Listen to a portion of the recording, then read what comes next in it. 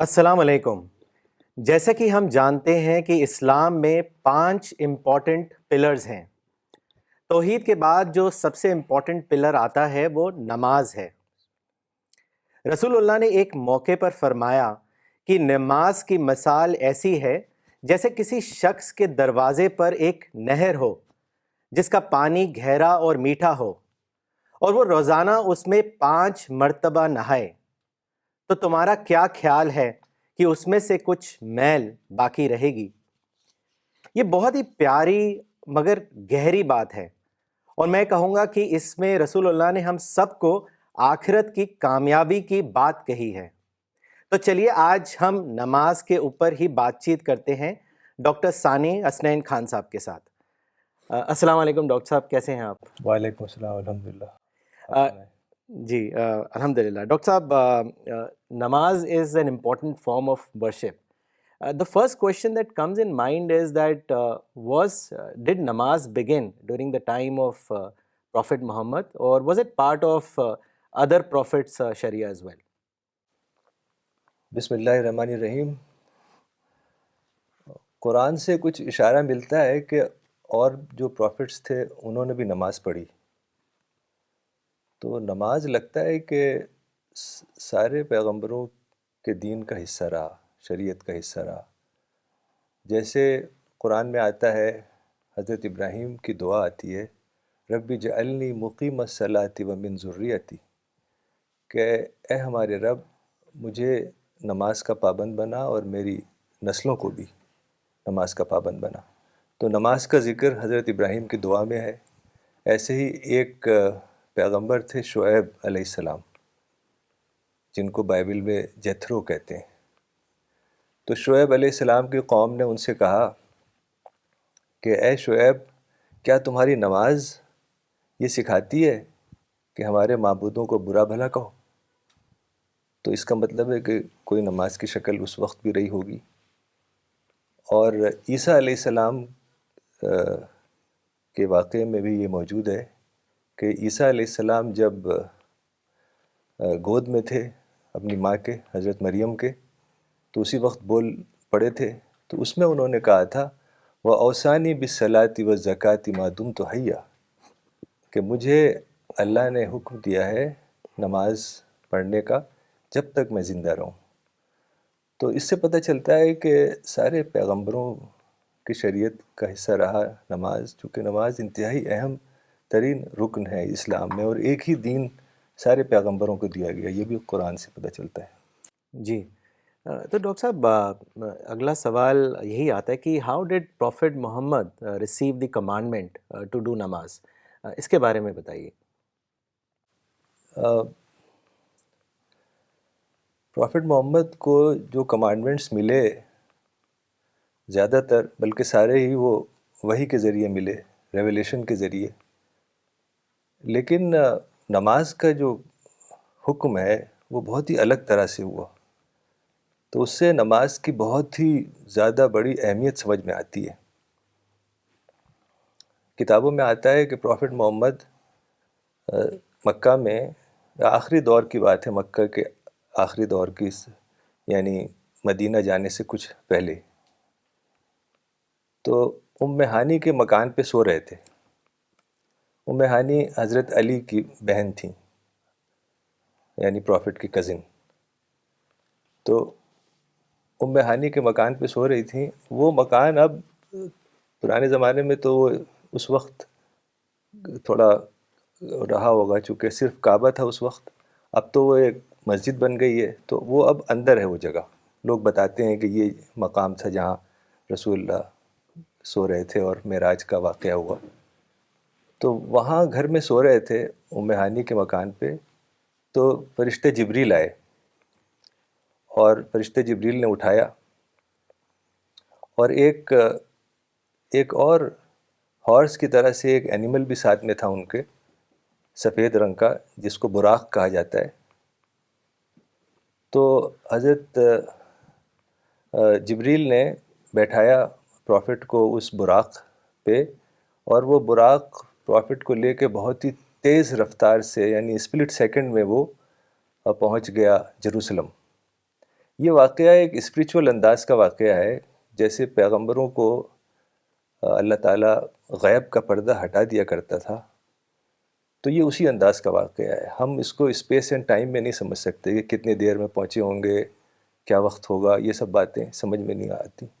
تو وہاں پہنچ کے یروشلم میں مسجد اقصیٰ میں پرافٹ محمد صلی اللہ علیہ وسلم نے نماز پڑھائی، یعنی ہی لیڈ دا پریئر، اور پیچھے سارے پروفٹس تھے، اللہ تعالیٰ نے سارے پروفٹس کو وہاں جمع کیا تھا اور ان کو نماز پڑھائی۔ پرافٹ محمد صلی اللہ علیہ وسلم آگے تھے اور سارے پیغمبر پیچھے تھے۔ پھر وہاں سے جبریل لے گئے پروفٹ کو جنت، اور وہاں اللہ تعالیٰ سے ملاقات ہوئی۔ یہ کوئی فزیکل انداز کی ملاقات نہیں تھی، یہ ایک فرشتے کے ذریعے بات ہو رہی تھی۔ تو وہاں پہنچ کے جنت میں اللہ تعالیٰ نے حضرت محمد صلی اللہ علیہ وسلم کو نماز کا حکم دیا اور کہا کہ 50 بار نماز پڑھنی ہوں گی، 50 ٹائمز۔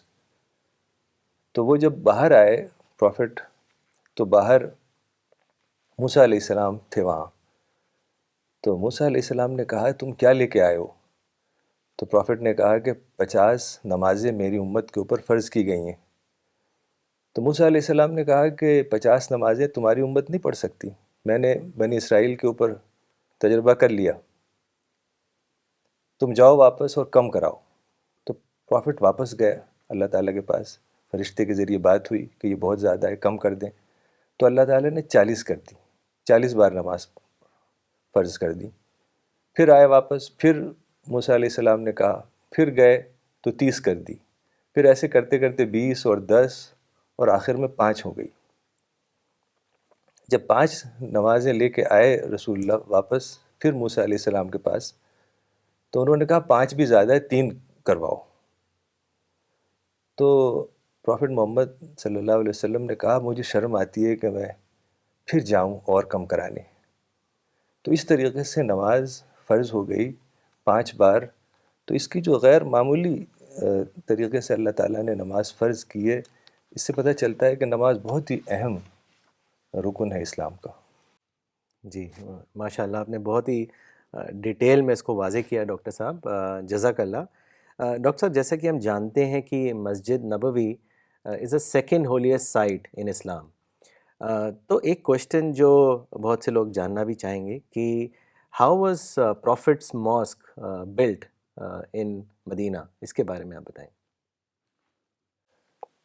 جب پرافٹ محمد صلی اللہ علیہ وسلم مدینہ میں مائیگریٹ کر گئے اور ساتھ میں صحابہ بھی چلے گئے، تو وہاں پر پرافٹ نے سوچا کہ ایک مسجد بنائی جائے۔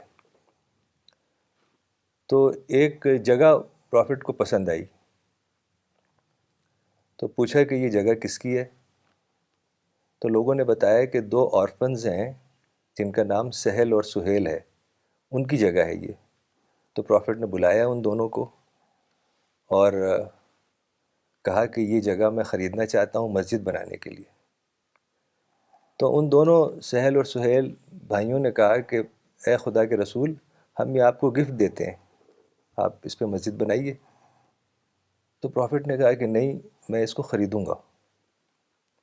تو پرافٹ نے خریدی وہ جگہ، یعنی ایک ایگزامپل بھی سیٹ کرنی تھی پرافٹ کو کہ مسجد ایسے نہیں کسی بھی زمین پہ بنائی جا سکتی، باقاعدہ اس کو خریدنا ہوگا۔ تو اس کو خریدا، پرافٹ کے ایک وہ تھے ریلیٹیو وہاں مدینہ میں، انہوں نے اس کی پرائس پے کی۔ تو اس وقت وہاں پر جھاڑ جھنکاڑ تھے، اس پہ کوئی باقاعدہ کوئی وہ نہیں تھا، کوئی گارڈن وغیرہ۔ تو وہ سب جھاڑ جھنکاڑ صحابہ نے ہٹائے اور اس کو لیول کر دیا زمین کو۔ وہ تھوڑی سی اونچائی پہ تھی زمین، اس لیے پرافٹ کو وہ جگہ پسند آئی تھی۔ تو وہ لیول کر دیا، سب جھاڑ جھنکاڑ صاف کر دیا، بالکل صاف۔ پھر وہ بنانا شروع کیا مسجد۔ تو اس زمانے میں جو تعمیر ہوتی تھی وہ پتھروں سے ہوتی تھی، پتھروں کو پاس کی پہاڑیوں سے لاتے تھے اور اس کو جوڑ جوڑ کے دیوار بناتے تھے، چونا وغیرہ سے دیوار بنتی تھی۔ اور جو پلرز ہوتے تھے وہ کھجور کے جو درخت ہوتے ہیں ان سے ہوتے تھے۔ کھجور کا جو درخت ہوتا ہے بہت ہی اسٹرانگ ہوتا ہے، تو اس کے پلر ہوتے تھے۔ جو چھت ہوتی تھی وہ کھجور کے جو پتیاں ہوتی ہیں، جب سوکھ جاتی ہیں پتیاں تو وہ بھی بڑی اسٹرانگ ہو جاتی ہیں، تو اس سے چھت بناتے تھے. تو اس طریقے سے پتھر اٹھا اٹھا کے صحابہ لاتے تھے اور وہ دیوار بناتے تھے. تو پروفٹ محمد بھی پتھر اٹھا کے لانے لگتے تھے. تو صحابہ دیکھتے تھے تو کہتے تھے کہ رسول اللہ آپ مت اٹھائیے، ہم لے آئیں گے پتھر. تو پروفٹ کہتے تھے ٹھیک ہے، اچھا، ہم رکھ دیتے تھے. پھر دیکھتے تھے صحابہ کہ تھوڑی دیر میں پھر پروفٹ اٹھا کے پتھر لا رہے ہیں. تو اتنا جذبہ تھا ان کا کہ وہ خود کام کرنا چاہتے تھے رسول اللہ صلی اللہ علیہ وسلم. اور ایک شعر پڑھتے تھے، اللہم لا خیر الا خیر الاخرہ فانصر الانصار والمہاجرہ، کہ اے اللہ آخرت کی خیر سے، آخرت کی بہتری سے کوئی اور بہتری نہیں ہے، تو انصار کی یعنی مدینہ والوں کی اور مہاجرین کی، مکہ والوں کی مدد فرما. تو اس طریقے سے مسجد بننی شروع ہوا. ماشاء اللہ.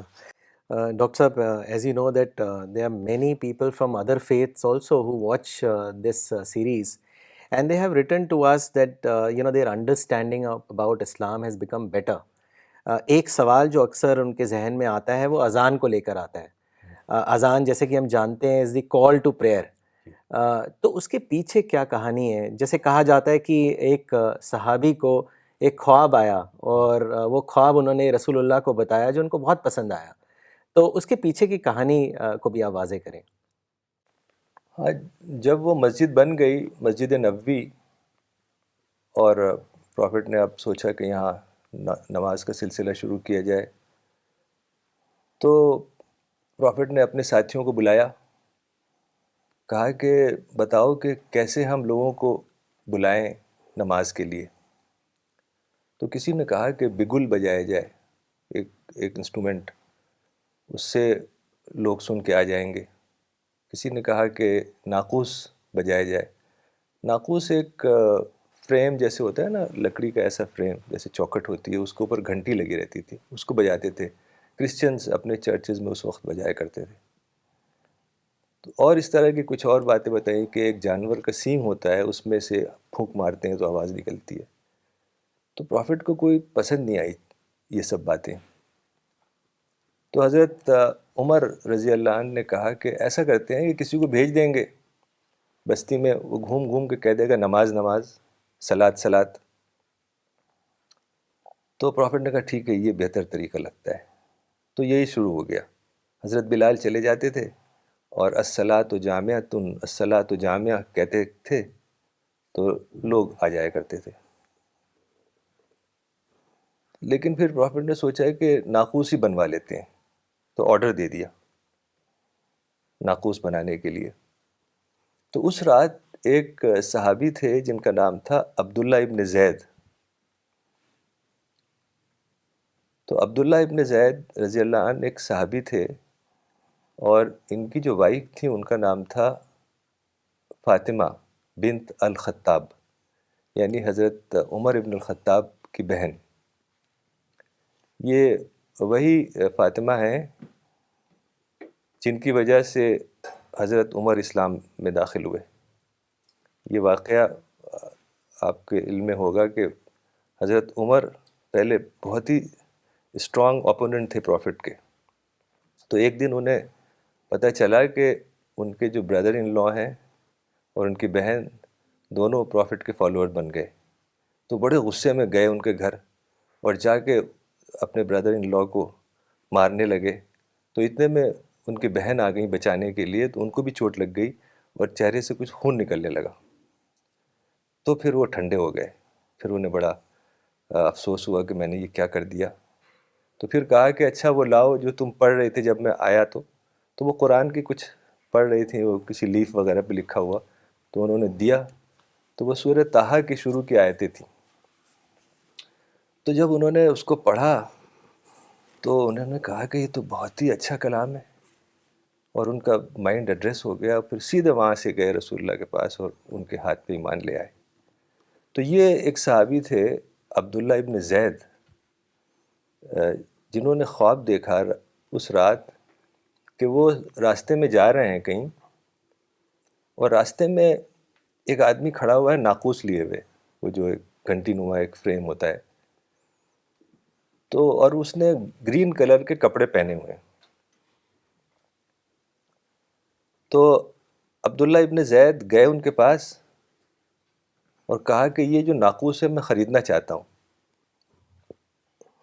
تو اس آدمی نے کہا جس نے گرین کپڑے پہنے ہوئے تھے کہ تم کرو گے کیا اس کا؟ تو انہوں نے کہا کہ میں نماز سے پہلے اس کو بجاؤں گا لوگوں کو بلانے کے لیے گھنٹی اس کی جو ہے. تو اس نے کہا کہ اچھا میں تمہیں ایک اور اس سے بہتر طریقہ بتاتا ہوں. تو انہوں نے کہا بتائیے. تو اس گرین کپڑے والے نے بتایا کہ تم یہ الفاظ سے بلایا کرو لوگوں کو نماز میں. تو وہی جو ہم اذان کے الفاظ سنتے ہیں، اللہ اکبر، اشہد ان لا الہ الا اللہ، اشہد ان لا الہ الا اللہ، پوری اذان اس آدمی نے عبداللہ ابن زید کو بتائی. تو جیسے ان کی آنکھ کھلی فوراً پروفٹ کے پاس آئے صبح سویرے فجر سے پہلے اور بتایا کہ میں نے ایسا خواب دیکھا ہے اور یہ الفاظ بتائے ایک آدمی نے خواب میں. تو رسول اللہ صلی اللہ علیہ وسلم کو بہت پسند آیا. وہ کہا کہ یہ بالکل سچا خواب تھا اور یہ جو گرین کپڑے والا آدمی خواب میں تم نے دیکھا وہ ایک فرشتہ تھا.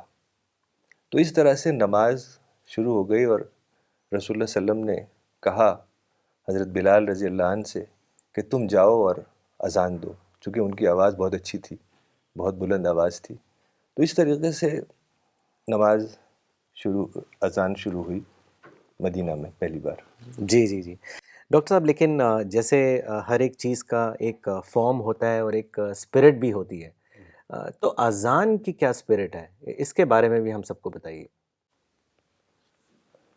اذان کی جو اسپرٹ ہے وہ ایک دعا ہے جو پروفٹ محمد نے صحابہ سے کہی تھی کہ تم یہ دعا کرا کرو جب تم اذان سنو. وہ دعا ہے اللہم رب ہذہ الدعوۃ التامہ والصلاۃ القائمہ آتی محمد الوسیلہ والفضیلہ وبعثہ مقاما محمودا الذی وعدتہ. کہ ہمارے رب اس کامل پکار اور اس قائم ہونے والی نماز کے رب، تو پروفٹ محمد کے کو وسیلہ دے اور فضیلت دے اور ان کو مقام محمود پر فائز کر، جس کا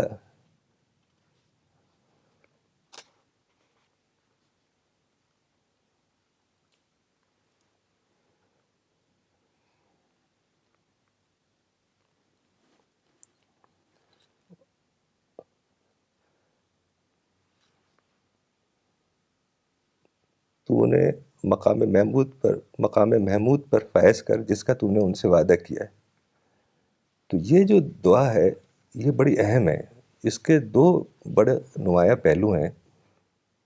ایک تو اذان کو اس میں الدعوۃ التامہ کہا گیا ہے، یعنی کمپلیٹ پریئر، کمپلیٹ کال یا پرفیکٹ کال. تو ایک طریقے سے دیکھا جائے تو اذان جو ہے وہ ایک انیشیل کال فار دعویٰ ہے. حالانکہ دعوت تو ایک بہت ہی بڑا ڈسپلن ہے جس میں ہر انسان کو لگنا چاہیے اور وہ دوسرے لوگوں کے لیے خیر خواہی کا جذبہ ہونا چاہیے اور قرآن کا پیغام ان تک پہنچانا ان کا اپنا فرض سمجھنا چاہیے. لیکن یہ ایک انیشیل دعوت بھی ہے اذان، کہ اس سے لوگوں کو ایک اعلان کر دیا گیا کہ حی علی الصلاح، حی علی الفلاح، کامیابی کی طرف آؤ، اللہ اکبر، کہ اللہ بڑا ہے. یہ ساری چیزیں ایک اعلان ہے کہ جو مانے وہ مانے اور جو نہ مانے وہ نہ مانے. اور دوسری بات جو ہے، دوسرا پہلو جو ہے، جیسے میں نے کہا کہ اس میں پروفٹ محمد صلی اللہ علیہ وسلم نے خود صحابہ سے کہا تھا کہ یہ دعا کیا کرو. یعنی یہ دعا دراصل پروفٹ کے لیے دعا ہے کہ ان کے درجات بلند کر، ان کو فائز کر مقام محمود پر. تو یہ پروفٹ کے لیے دعا ہے. اب پروفٹ کے لیے دعا ہم کیوں کرتے ہیں؟ اس کی وجہ یہ ہے کہ ہمیں جو گائیڈنس ملی ہے، جو سچائی ملی ہے، وہ پروفٹ محمد صلی اللہ علیہ وسلم سے ملی ہے، صحابہ کے ذریعے ملی ہے. تو ہمارے دل سے دعا نکلتی ہے جس سے آپ کو ہدایت ملے گی. ظاہر ہے آپ کے اس کے لیے بڑے گہرے جذبات ہوں گے، دل سے دعائیں نکلیں گی. اب جیسے صلی اللہ علیہ وسلم ہے، اگر آپ صرف محمد کہہ دیں کہیں کسی گیدرنگ میں اور صلی اللہ علیہ وسلم نہ کہیں تو لوگ گھرنے لگیں گے. آپ کو یاد ہوگا مولانا کا ایک پروگرام تھا جی یو ایس میں تو ایک آدمی اسٹیج پہ آ گیا، شور مچانے لگا کہ جی مولانا نے صلی اللہ علیہ وسلم نے کہا محمد صرف کہہ دیا، بہت ہی شور مچایا کہ یہاں تک کہ پروگرام جی جی ابینڈن کرنا جی پڑا۔ تو یہ جو جوشیلے لوگ ہیں، ان سے اگر آپ پوچھیں کہ صلی اللہ علیہ وسلم کیا ہے تو وہ کچھ کہہ نہیں پائیں گے، بہت سے بہت کہہ دیں گے یہ آنریبل ورڈز ہیں، تعظیمی کلمات ہیں، جیسے پہلے بادشاہوں کے ہوتے تھے، یور ہائنس، یور میجسٹی، یا مغل بادشاہوں کے لیے جو القاب ہوتے تھے، ذل الہی، شاہ جہاں۔ اب شاہ جہاں کوئی ان کا نام تھوڑی تھا، ان کا نام تو خرم تھا، لیکن شاہ جہاں کے نام سے مشہور ہو گئے۔ تو یہ اس طرح کے الفاظ نہیں ہیں، اس طرح کے تعظیمی الفاظ نہیں ہیں صلی اللہ علیہ وسلم۔ صلی اللہ علیہ وسلم وہی ہے ایک دعا کہ اللہ تعالیٰ ان کے اوپر سلامتی بھیجے، چونکہ ہمارے جو دلی احساسات ہیں رسول اللہ صلی اللہ علیہ وسلم کے لیے اور صحابہ کے لیے یہ ہیں کہ ہمیں انہی کے تھرو گائیڈنس ملی ہے۔ تو یہی ہے اذان کی اصل اسپرٹ۔ جی جی بہت خوب ڈاکٹر صاحب۔ ڈاکٹر صاحب کئی روایتیں آتی ہیں، جیسے حضرت عمر نے فرمایا ایک بار کہ اگر میں مؤذن ہوتا تو میرا کام پورا ہو جاتا، میں رات کی عبادت کے لیے نہ اٹھنے کے لیے اور نہ دن میں روزہ رکھنے کی پرواہ کرتا۔ میں نے رسول اللہ کو یہ کہتے ہوئے سنا ہے کہ اے اللہ، اذان دینے والوں کی مغفرت فرما۔ حضرت علی نے بھی ایک بار فرمایا کہ مجھے اس بات پر بہت افسوس ہے کہ میں نے حسن اور حسین کے لیے رسول اللہ سے اذان کیوں نہیں مانگی۔ تو مؤذن کا رول بہت امپورٹنٹ رول ہے ڈاکٹر صاحب، اور اسلامک ہسٹری میں جیسے ابھی بھی آپ نے ذکر کیا، حضرت بلال پہلے مؤذن بنائے گئے۔ تو کیا کوالٹیز رسول اللہ نے دیکھا ان کے اندر کہ ان کو پہلا مؤذن بنایا گیا؟ اس کے بارے میں بتائیں۔ بلال، حضرت بلال رضی اللہ عنہ ایک سلیو تھے، ایک افریقن سلیو جو مکہ میں رہتے تھے، اور ایک مکہ میں ایک آدمی تھا امیہ ابن خلف، جو کہ بہت ہی ظالم انسان تھا۔ وہ بلال، حضرت بلال کا ماسٹر تھا، آقا تھا، اور ابو جہل امیہ ابن خلف کا دوست تھا۔ تو جب حضرت بلال پروفٹ کو فالو کرنے لگے تو ابو جہل نے آ کے کہا امیہ ابن خلف سے کہ تم بلال کے اوپر سختی کرو، مارو پیٹو، تاکہ وہ محمد کا ساتھ چھوڑ دے۔ تو امیہ ابن خلف نے یہی کیا، مارا پیٹا، لیکن بلال کے اوپر کوئی اثر نہیں ہوا، ٹس سے مس نہیں ہوئے وہ۔ تو اس نے کیا کیا، ایک دن ریت پہ، جلتی ہوئی ریت پہ لٹا دیا۔ صحرا میں یہ ہوتا ہے کہ جب سورج نکلتا ہے اور ریت تیز دھوپ ہوتی ہے تو ریت بالکل آگ کی طرح جلنے لگتی ہے۔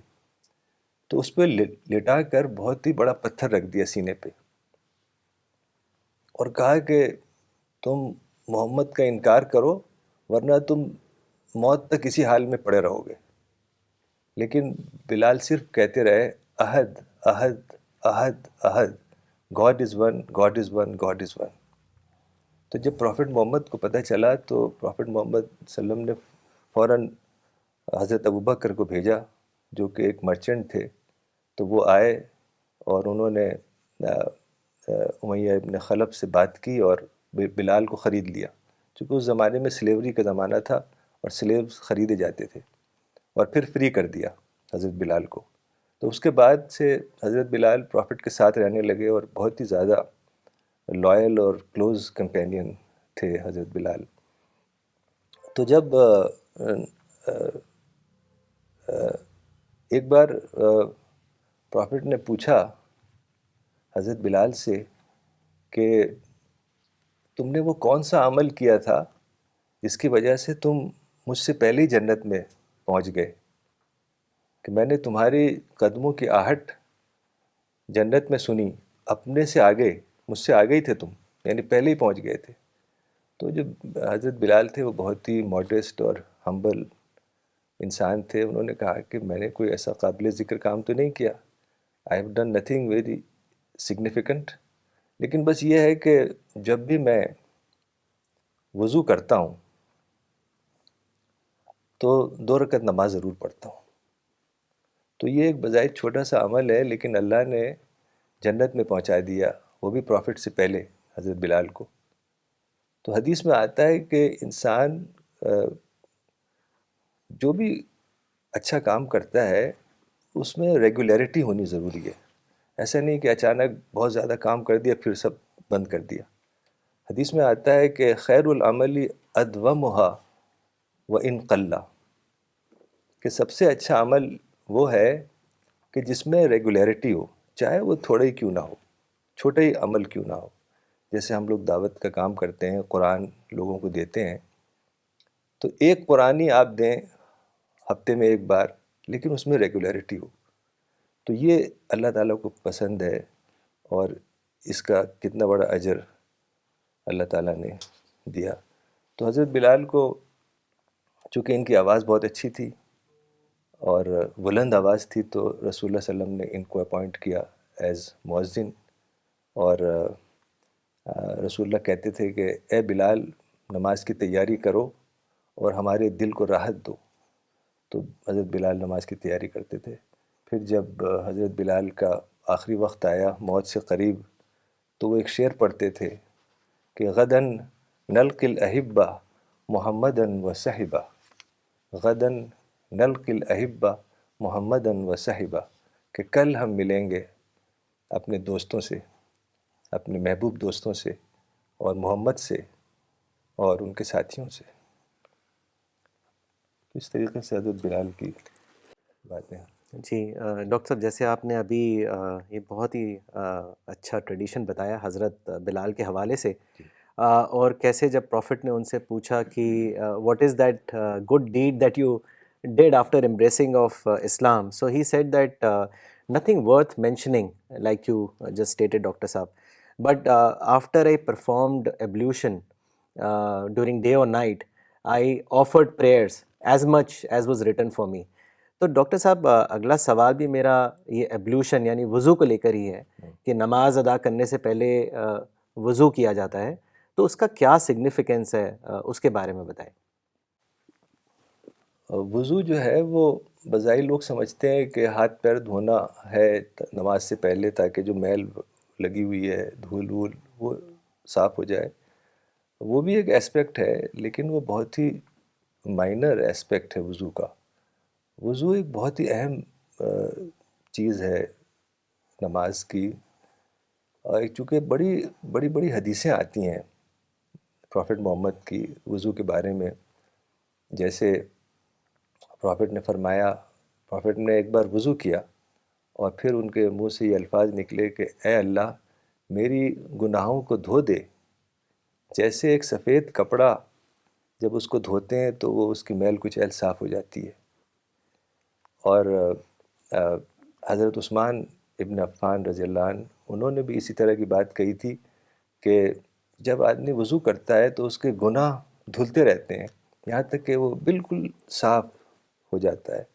ایسی ہی ایک اور بڑی لمبی حدیث ہے، اس میں رسول اللہ نے کہا کہ ایک آدمی جب وضو کرے اور بہت اچھی طرح وضو کرے، پھر وہ کہے کہ میں گواہی دیتا ہوں کہ اللہ کے سوا کوئی عبادت کے لائق نہیں ہے، کوئی اس کا شریک نہیں ہے، اور میں گواہی دیتا ہوں کہ پروفٹ محمد صلی اللہ علیہ وسلم اللہ کے بندے ہیں اور اللہ کے پیغمبر ہیں، تو اس کے لیے جنت کے 8 دروازے کھل جاتے ہیں، کسی بھی دروازے سے وہ انٹر کر جائے۔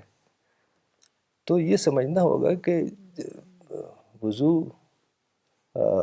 اگر صرف ہاتھ دھونا ہے تو پھر یہ جنت کے دروازے کھل جاتے ہیں، اس کا مطلب ہے کوئی بہت ہی گہری اسپرٹ ہے اس کے بیہائنڈ۔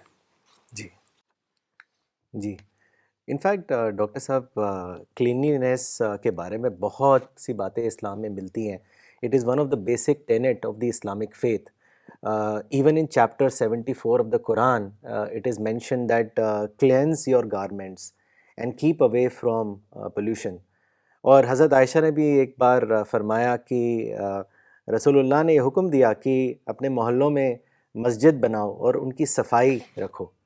تو ڈاکٹر صاحب ایک سوال یہ بھی آتا ہے، جیسے آپ نے ابھی وضو کے بارے میں بتایا، کہ وضو کی کیا اسپرٹ ہے، اس کے بارے میں بھی ہم سب کو بتائیے۔ مولانا نے اس پہ لکھا ہے کہ ایک ہے ظاہری وضو اور ایک ہے باطنی وضو، یعنی ایک ہے آؤٹر ایبلیوشن اور ایک ہے انر کلینزنگ. تو دونوں چیزیں جب شامل ہوں گی تو وہی، یعنی اصل اسپرٹ وہی ہے، انر کلینزنگ یا تزکیہ. کہ آپ اگر گہرائی سے سوچیں گے باتوں کو تو آپ کی جو انر پرسنالٹی ہے اس میں ایک تزکیہ کا عمل شروع ہو جائے گا. اور جب وضو کرتے ہیں تو ایک دعا پڑھی جاتی ہے، اللہم اجعلنی من التوابین واجعلنی من المتطہرین، کہ اے اللہ مجھے توبہ کرنے والوں میں سے بنا اور مجھے پاک صاف رہنے والوں میں سے بنا. تو اس پہ مولانا نے بہت اچھا لکھا ہے تذکیر القرآن میں، جہاں وضو کا ذکر ہے چیپٹر 5 ورس 6. اس میں لکھا ہے کہ جب انسان پانی کے پاس جاتا ہے تو پانی ایک بہت بڑی نعمت ہے، خدا کی بہت بڑی نعمت ہے. پانی کے بغیر انسان رہ نہیں سکتا، تو وہ اللہ کا شکر ادا کرتا ہے اور پھر وہ اپنے ہاتھوں کو دھوتا ہے. تو یہ ہاتھوں کو دھونا ایک عملی دعا بن جاتی ہے کہ اے اللہ میرے اس ہاتھ سے جو برے کام ہوئے ہوں اس کو میری شخصیت میں سے دھو دے. اسی طریقے سے وہ ہاتھ سے اپنا منہ دھوتا ہے، چہرہ دھوتا ہے، تو یہ عمل ایک دعا میں ڈھل جاتا ہے کہ اے اللہ میرے منہ سے کوئی اگر غلط بات نکلی ہو، میں نے کوئی غلط بیانی کی ہو تو، اور میری آنکھوں نے کوئی غلط چیز دیکھی ہو، کوئی غلط راستے پہ میں چلا ہوں، اور تو اس طریقے سے میرے کان نے کوئی غلط بات سنی ہو، تو ان کے سارے جو برے اثرات ہیں اس کو دھو دے اور میری شخصیت سے اس کو ختم کر دے. اور اسی طریقے سے وہ ہاتھ اپنا بھیگا ہوا ہاتھ سر پہ ایسے کرتا ہے جس کو مسح کہتے ہیں. تو پھر یہ عمل ایک دعا میں ڈھل جاتا ہے کہ اللہ تعالیٰ میرے ذہن نے جو غلط پلاننگ کی ہو، جو غلط ارادے کیے ہوں، ان سب کو میری شخصیت میں سے، میرے اندرونی شخصیت میں سے دھو دے. اور پھر وہ پیر دھوتا ہے اپنے، تو وہ بھی ایک دعا بن جاتی ہے کہ اللہ میں جس برے راستے پہ چلا ہوں اور جو میں نے میرے قدم برے راستے پہ بڑھے ہوں وہ سب تو اس کے جو اثرات ہیں وہ میرے اندر سے ختم کر دے اور مجھے ہمیشہ سچائی کے راستے پہ چلا. تو اس طریقے سے یہ اگر انسان سوچے گا تو یہ ایک عمل جو بظاہر ہاتھ پیر دھونے کا ہے وہ ایک بہت ہی بڑی گہری دعا میں ڈھل جائے گا، اور یہی ہے وضو کی اسپرٹ. جی جی ماشاء اللہ. ڈاکٹر صاحب جب کوئی نمازی نماز کے لیے کھڑا ہوتا ہے تو وہ نیت باندھتا ہے، تو یہ بھی آپ ہم سب کو بتائیے کہ نیت کی کیا سگنیفیکنس ہے نماز میں، اس کو بھی واضح کریں آپ. نیت کی بہت بڑی سگنیفیکنس ہے، چونکہ اللہ تعالیٰ علام الغیوب ہے، وہ دلوں کا حال جانتا ہے، غیب کا حال جانتا ہے. تو وہ یہ دیکھتا ہے کہ آپ کس ارادے سے کوئی عمل کر رہے ہیں، نماز یا کوئی بھی عمل. وہ ظاہری شکل نہیں دیکھتا، بلکہ صحیح بخاری جو بہت ہی مستند اوتھینٹک کتاب ہے حدیث کی، اس کی پہلی حدیث ہی یہ ہے، انما الاعمال بالنیات، actions will be judged according to intentions. تو ارادے کی بہت ہی یعنی اللہ کی نظر میں بہت قیمت ہے، اور اللہ ارادے کو ہی دیکھتا ہے. تو کس ارادے سے اس نے نماز پڑھی ہے، کیسے گہرے احساسات ہیں، کیا ایموشنز ہیں اس وقت اس کے دل میں، وہ کاؤنٹ کرتا ہے. میں ایک مثال دیتا ہوں کہ نیت کیا چیز ہے. ایک حدیث میں آتا ہے کہ ایک آدمی کے پاس اونٹ تھا اور وہ اسی سے سواری کرتا تھا، وہی سارا اس کا کام کرتا تھا. اس زمانے میں اونٹ ہی سب سے بڑی چیز ہوتی تھی. تو وہ ایک بار سفر کر رہا تھا، تو سفر کر کے کہیں راستے میں پہنچا. اس زمانے میں سفر کرتے تھے تو جب دھوپ ہوتی تھی تو ریسٹ کر لیتے تھے، جب شام ہوتی تو پھر سفر شروع کرتے تھے. تو دھوپ تھی غالباً، تو اس آدمی نے تھوڑا ریسٹ کرنا چاہا، تو اس اونٹ کو باندھ دیا ایک پیڑ سے، اور پیڑ کے سائے میں وہ لیٹ گیا اور اس کو نیند آ گئی۔ جب اس کی آنکھ کھلی تو اس نے دیکھا کہ وہ اونٹ غائب ہے۔ اب وہ بہت پریشان ہوا، اب راستے میں کوئی اور طریقہ نہیں ہے جانے کا، تو بہت پریشان ہوا، ادھر دیکھا ادھر دیکھا، ادھر دوڑا، کہیں اسے اونٹ ملا نہیں۔ بہت پریشان ہو کہ وہ ایک پہاڑی پہ چڑھ گیا، تو اس نے اچانک دیکھا کہ اس کا جو اونٹ ہے وہ اگلی پہاڑی پہ کھڑا ہوا ہے۔ تو وہ اتنا خوش ہوا کہ اس کے منہ سے نکلا اللہم انت عبدی و انا ربک، کہ اے اللہ میں تیرا رب ہوں اور تو میرا بندہ ہے۔ تو جلدی میں خوشی میں اس نے سینٹنس الٹا بول دیا تھا، حالانکہ وہ کہنا چاہ رہا تھا کہ اے اللہ میں تیرا بندہ ہوں تو میرا رب ہے۔ تو اللہ تعالیٰ کو یہ سینٹنس، حالانکہ یہ الٹا سینٹنس بول دیا، اتنا پسند آیا کہ اسی پہ اس کو جنت لکھ دی، کیونکہ اللہ کو پتا تھا کہ دل کا حال کچھ اور ہے، وہ کچھ اور کہنا چاہ رہا تھا لیکن اس نے زبان سے کچھ کہہ دیا، لیکن اس کا جو انر انٹینشن ہے اور انر جو اندرون ہے وہ کچھ اور کہنا چاہ رہا تھا۔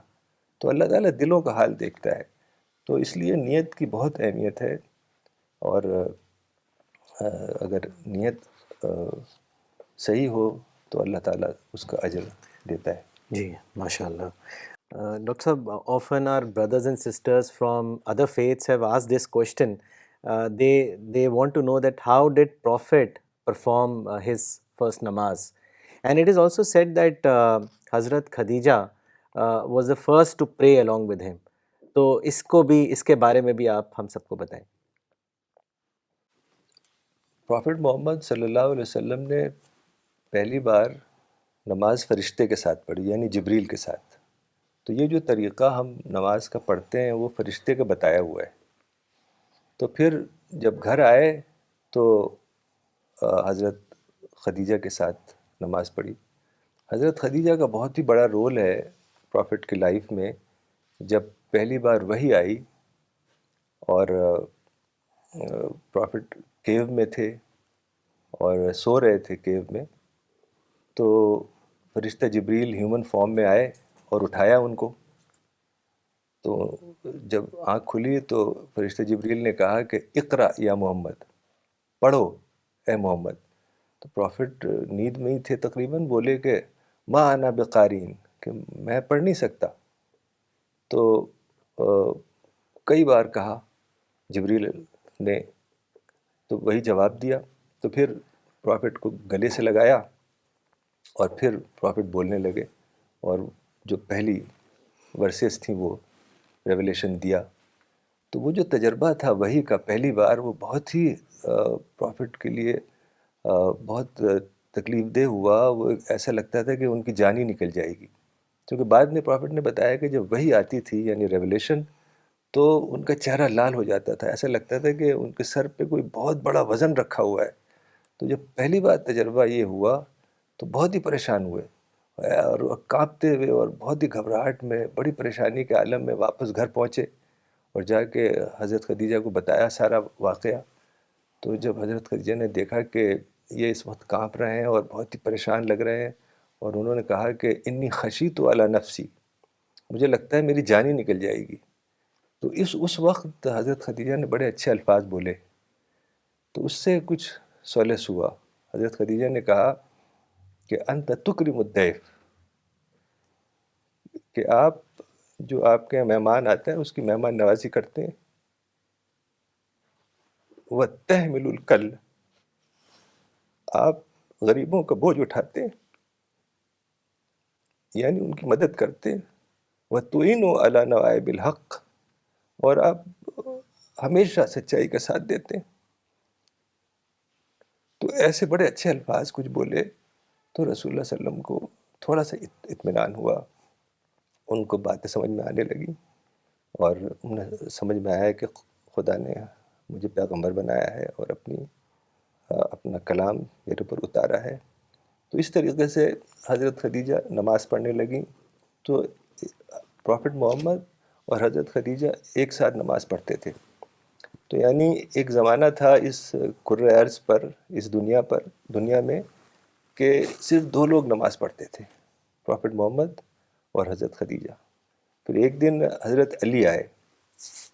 حضرت علی پروفٹ کے کزن تھے اور ساتھ میں ہی رہتے تھے, چھوٹے تھے. He was hardly 10 years old. تو انہوں نے دیکھا کہ حضرت خدیجہ اور پروفٹ کچھ عبادت کر رہے ہیں الگ طرح کی, تو وہ بیٹھ گئے دیکھنے لگے. جب نماز پوری ہو گئی تو حضرت علی نے پوچھا کہ یہ کیا کر رہے تھے آپ؟ میں نے کسی کو دیکھا نہیں مکہ میں ایسے کرتے ہوئے. تو پروفٹ نے بتائی ساری بات کہ مجھے پیغمبر بنایا اللہ نے اور قرآن نازل کیا ہے اور یہ نماز ہے عبادت کا طریقہ. کہا کہ تم بھی نماز پڑھا کرو ہمارے ساتھ. تو حضرت علی رضی اللہ عنہ بولے کہ اچھا میں کل بتاؤں گا اپنے فادر سے پوچھ کے. تو وہ گئے ابو طالب کے پاس جو پروفٹ کے انکل تھے اور کہا کہ میں نماز پڑھنا چاہتا ہوں. تو ابو طالب نے کہا ٹھیک ہے تم پڑھو نماز. تو پھر اس طریقے سے وہ بھی نماز پڑھنے لگے. تو پروفٹ محمد, حضرت خدیجہ اور حضرت علی نماز پڑھنے لگے. تو اس وقت جو نماز کا طریقہ تھا وہ ایسا نہیں تھا جیسے 5 وقت کا ہے. اس وقت کتابوں میں زیادہ باتیں نہیں آئی ہیں, لیکن صرف اتنا پتہ چلتا ہے کہ 2 وقت نماز تھی. ایک تقریباً وہی نماز جو فجر کی نماز ہوتی ہے, اور ایک نماز آپ سمجھ سکتے ہیں کہ عصر, لیٹ عصر کی نماز, بیفور سن سیٹ. تو 2 نمازیں ہوتی تھیں. تو اس طریقے سے نماز کی شروعات ہوئی. جی ڈاکٹر صاحب, کئی حدیثیں ہیں جس میں پروفٹ نے نماز کا ذکر کیا ہے. جیسے عبداللہ ابن عمر نے ایک باری فرمایا کہ ایک شخص رسول اللہ کے پاس گیا اور اس نے 3 مرتبہ ایک ہی سوال پوچھا کہ سب سے افضل عمل کون سا ہے, اور تینوں بار پروفٹ نے یہی کہا نماز نماز نماز. اسی طرح ابو ہریرہ سے بھی ایک روایت ہے کہ پروفٹ نے ایک مرتبہ کہا کہ تم میں سے جو شخص نماز کی وجہ سے مسجد میں جب تک رکا رہے تو تب تک وہ نماز میں ہی شمار کیا جاتا ہے, اور فرشتے اس کے لیے دعا کرتے ہیں کہ اے اللہ اس کے لیے مغفرت فرما, اس پہ رحم کر. اور یہ سلسلہ تب تک جاری رہتا ہے جب تک وہ اپنی نماز کی جگہ سے ہٹ نہ جائے یا اس کا وضو نہ ٹوٹ جائے. تو ڈاکٹر صاحب ہم بھی چاہتے ہیں کہ کوئی حدیث نماز سے ریلیٹڈ آپ ہم سب کو بتائیں. نماز کے بارے میں قرآن میں بھی بہت باتیں آئی ہیں اور حدیث میں بھی آئی ہے, صحابہ کے اقوال بھی ہیں. جیسے قرآن میں آیت ہے, یعنی جب لوگ آخرت میں جمع ہوں گے اور ان کا حساب و کتاب ہو جائے گا, کچھ لوگ جنت میں جائیں گے, کچھ لوگ جہنم میں جائیں گے. تو فرشتے جو جہنم میں لوگ ہیں ان سے پوچھیں گے ما سلککم فی سقر, کہ کس چیز نے تم کو جہنم میں پہنچایا؟ تو وہ کہیں گے لم نکو من المصلین, ہم نماز پڑھنے والوں میں سے نہیں تھے. تو کتنی بڑی یعنی محرومی ہے کہ انسان اگر نماز نہ پڑھے تو جنت بھی اس کی ڈاؤٹ فل ہو جاتی ہے. ایسے ہی حدیث میں بھی بہت حدیثیں آئی ہیں. ایک حدیث تھوڑا الگ طرح کی ہے کہ رسول اللہ صلی اللہ علیہ وسلم نے کہا کہ سب سے بری چوری وہ ہے جو آدمی نماز سے چوری کرے. تو صحابہ کے سمجھ میں نہیں آیا, انہوں نے کہا کہ نماز میں چوری یہ کیا مطلب ہے؟ تو پروفٹ نے کہا کہ سجدہ اور رکوع جلدی جلدی کر لے, وہ اس کا حق ادا نہ کرے. اصل میں کیا ہوا کہ ہمارے علماء نے رکوع اور سجدے میں کچھ اذکار بتا دیے ہیں, جیسے سبحان رب العظیم, سبحان رب العظیم, سبحان رب العظیم, سبحان رب العلیٰ, سبحان رب العلیٰ, سبحان رب العلیٰ, glory be to God the most high. تو لوگ کیا کرتے ہیں, رکوع میں جاتے ہیں جلدی جلدی کہتے ہیں سبحان رب العظیم, سبحان رب العظیم, سبحان رب العظیم, اللہ اکبر, بنا سوچے سمجھے. تو ویسے تو پروفٹ کی لائف سے بہت ساری اور بھی دعائیں آتی ہیں, لیکن اگر سبحان رب العظیم کہنا ہے تو آرام سے کہیں کہ سبحان رب العظیم, پھر تھوڑا پاز کریں, پھر سبحان رب العظیم, پھر یعنی وہ جو آپ بول رہے ہیں اس کو سمجھیں, اس کے میننگ کو سمجھیں اور اس پہ سوچیں. تو جلدی جلدی کریں گے تو یہی اسی کو پروفٹ نے کہا ہے کہ نماز میں چوری. تو یعنی نماز جو ہے وہ اس کی اسپرٹ کے ساتھ نماز پڑھی جائے نا کہ صرف ایک فارم کو دہرا دیا جائے. ایسے ہی حضرت عمر رضی اللہ عنہ نے کہا تھا کہ الصلاۃ عماد الدین، کہ نماز جو ہے وہ دین کا کھمبا ہے. It's the pillar of the religion. من ہدمہا ہدم الدین، جس نے اس کو گرا دیا اس نے اپنے دین کو گرا دیا. ومن اقامہا اقام الدین، اور جس نے اس کو قائم رکھا، باقی رکھا، اس نے اپنے دین کو باقی رکھا. تو اس طرح سے تو بہت ہی اہم ترین رکن ہے اور اس کے بارے میں بہت زیادہ باتیں آئی ہیں.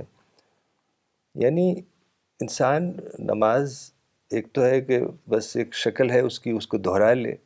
دوسری یہ ہے کہ وہ گہرائی سے باتوں کو سمجھے اور نماز میں کیفیت کے ساتھ نماز پڑھے، اس کے اندر خشوع ہو، اس میں گہری سوچ ہو، اور تب وہ اس کا جو اصل فائدہ ہے وہ انسان حاصل کر سکتا ہے. جی ماشاء اللہ.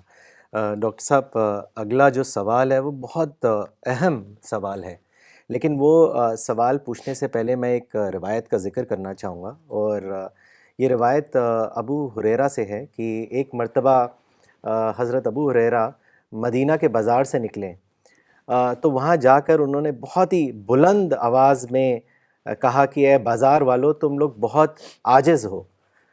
تو لوگوں نے ان سے پوچھا کہ کیا بات ہے ابو ہریرہ. تو انہوں نے کہا کہ رسول اللہ کی میراث یعنی ہیریٹیج تقسیم ہو رہی ہے اور تم لوگ یہاں پر بیٹھے ہوئے ہو، تو تم جا کر اپنا حصہ کیوں نہیں لے لیتے؟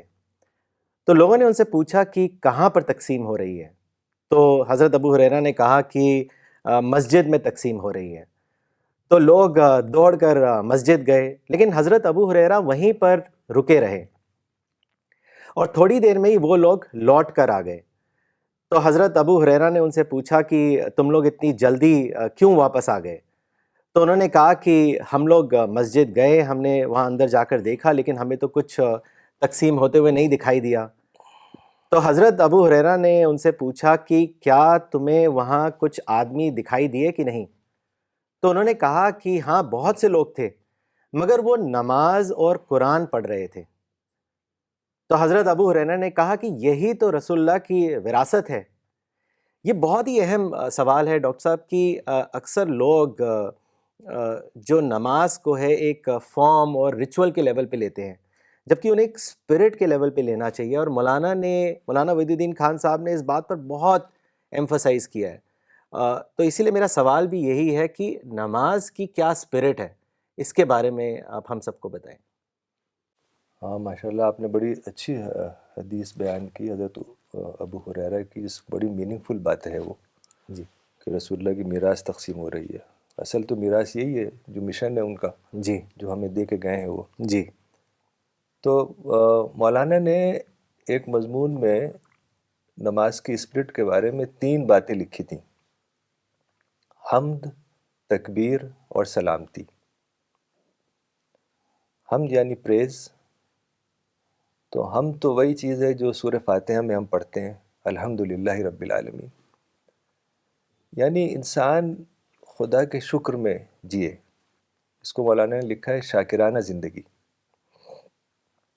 کہ وہ یہ جانے کہ ہر چیز اللہ کا دیا ہوا عطیہ ہے، اس کا گفٹ ہے. اس کو ہر طرف خدا کی عظمت نظر آئے اور ساری جو چیزیں اسے مل رہی ہیں دنیا میں، وہ ساری چیزیں اللہ کا عطیہ سمجھے. تو یعنی شاکرانہ زندگی کی بھی ایک مثال میں دیتا ہوں قرآن سے. حضرت یوسف علیہ السلام کے قصے میں، سارے پیغمبروں کے قصے میں آپ کو یہ چیز ملتی ہے. حضرت یوسف علیہ السلام کے قصے میں مجھے بہت پسند ہے، کیونکہ انہوں نے جب قصہ ختم ہوتا ہے تو بہت اچھی دعا کی ہے اور سارا کریڈٹ اللہ کو دیا ہے.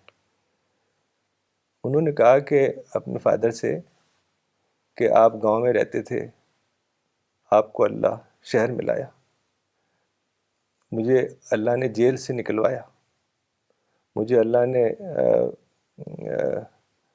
خواب کی تعبیر کا علم دیا، علمتنی من تعویل الاحادیث، اور مجھے کئی اور باتیں ہیں. تو مطلب یہ ہے کہ یہ ہر چیز کو جو بظاہر ان کی اپنی خصوصیت تھی، وہ بھی اللہ کو انہوں نے اس کا کریڈٹ دیا کہ یہ بھی تو نے کیا، یہ بھی تو نے کیا. اور ایک بہت اچھی جو بات کہی انہی دعا میں کہ ان ربی لطیف لما یشاء، کہ میرا رب بہت ہی سٹل انداز کی پلاننگ کرتا ہے. ان ربی لطیف لما یشاء، کہ میرا رب بہت ہی سٹل پلاننگ کرتا ہے. یعنی خود یوسف علیہ السلام کے واقعے میں ملتا ہے کہ بظاہر بھائیوں نے ان کو کنویں میں ڈال دیا، اور کنویں میں سے پھر وہ فروخت کر دیا ان کو لوگوں نے، سلیو بن گئے وہ، پھر انہیں جیل میں جانا پڑا. لیکن یہ سب ایک پروسیس چل رہا تھا، اور اللہ تعالیٰ کی کوئی پلاننگ تھی کہ جیل سے کس طریقے سے اللہ تعالیٰ نے ان کو حکومت میں اعلیٰ مقام پہ پہنچا دیا. تو یہ چیزیں ہر انسان کے لیے ہوتی ہیں، صرف پیغمبروں کے لیے نہیں، بلکہ ہر انسان سمجھتا ہے کہ کیا مصیبت آ گئی میرے اوپر، لیکن وہ ایک سٹل پلاننگ خدا کی ہوتی ہے کہ وہ اسی طریقے سے اللہ تعالیٰ اس کو ایک بہت ہی بڑے مقام پہ پہنچانا چاہتا ہے. تو یہ یعنی شاکرانہ زندگی کی مثال تھی. اور اگر ہم غیر شاکرانہ زندگی کی مثال بھی دیکھیں تو وہ بھی قرآن میں ملتی ہے بہت اچھی. ایک آدمی تھا قارون، جس کو بائبل میں کورہ کہتے ہیں.